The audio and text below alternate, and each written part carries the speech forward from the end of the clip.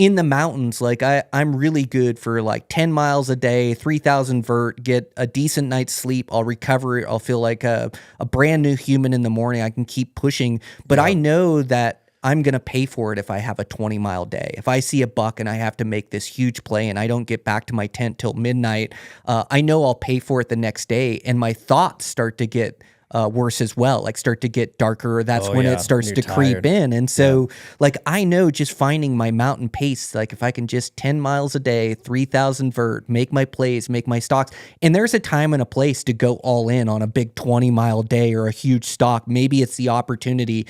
And I just realize that and know that I'll pay for it the next couple days. I'll be feeling it and can push through it. But I think it's important to find your pace in the mountains and not go out too hard at first and burn yourself out in those first couple days. Like you want to continually to put forth like good effort, good miles, good glass, like do all the right things.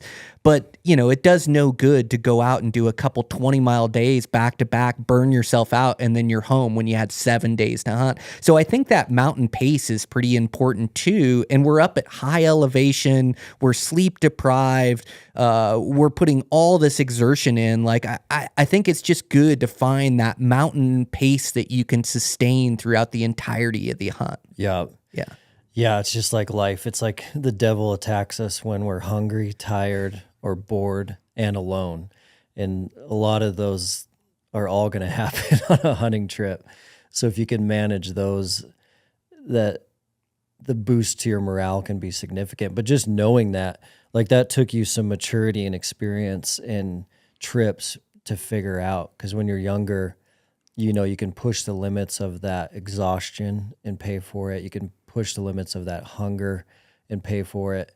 And it's fine to push those, like you said, at the right moment for the right opportunity. Mm-hmm. But a big part of, especially like a 7 or 10 day trip, is longevity and sustainability. Mm-hmm. And so you kind of switch that perspective of like, how am I going to manage this trip holistically? I don't want to crash and burn. And I think a lot of that is around rest, recovery, food, nutrition, hydration. And then, you know, the boredom of being alone too, making sure that you're managing that. Because a lot of your trips are solo trips, right? Mm-hmm. Yeah. Yep. Solo adds a whole new dynamic because that camaraderie, your buddy's not there to lift you up and you can't lift him up. And solo takes an extra sharpening of the mind for sure. Mm-hmm. Yeah. And, you know, your self-talk really matters back there. Like what you tell yourself in your own mind, not verbalizing like anything negative. And you can have those thoughts come in, but I don't verbalize it. I don't give weight to it, and keeping that positive self-talk and that belief in myself. Like I had a Shiras tag a couple years ago as one of my biggest bow hunting challenges. And, you know, moose can just be so random where you run into them. And so I'm doing this combination of driving roads, this combination of still hunting, and then also vantage points. But there's a lot of days where I don't even see a moose or I don't see a bull moose. And it actually took me, I spent 30 days hunting this tag. Jeez. And I'm committed to doing it with a bow and arrow. Yeah. And it was on the 30th day where I finally saw a shooter bull. So it's day after day, and my self-talk got me like in the middle of this hunt. Like I've been to Alaska. I didn't kill an Alaskan Yukon. I did this amazing 100-mile float and had some opportunities at great bulls. Now I have this Shiras tag. I've scouted all summer. I'm putting full effort in. I want to kill one with my bow.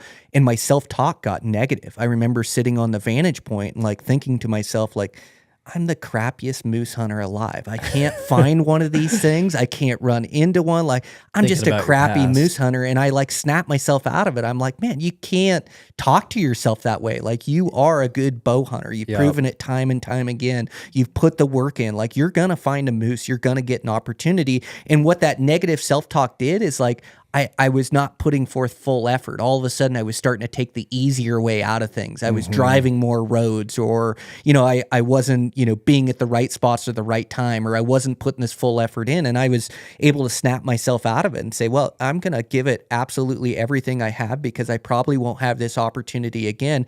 And finally ended up arrowing a great bull in 1.5 feet of snow after the rut, like in November as the season's winding down. One of my biggest bow bow hunting achievements That's to insane. keep putting effort in, day out. But that's like what really tested the mental side, because it's so random to run into him. And like, man, I had a buddy staying with me and he was hunting elk, and I had seen a nice 6-point bull from the vantage. And so I sent him after the 6-point bull. I hunted another area and he saw a shooter moose in there. Then I went back to go find that shooter moose, and then he saw one driving the road over off another drainage. Like, they're so random when you run into them. So it like almost drove me nuts. But that self-talk is so important. So as these guys start to get down, don't verbalize that self-talk about the pressure, about how there's no animals left, or, plugging in one of those excuses why you're not going to be successful. It's giving you a reason to not keep pushing hard, to not be successful. When if you keep that self-talk positive, like, I am going to find one. I'm going to go to a new area. I'm going to put in effort in there and grab some vantage points. Like, man, I'm going to find a bull. I'm going to find a buck. I'm going to get my chance. That positive self-talk, like, you can almost like make it happen just by the way you talk to yourself. Yeah. Self-talk is the greatest strength and the darkest shadow, for sure.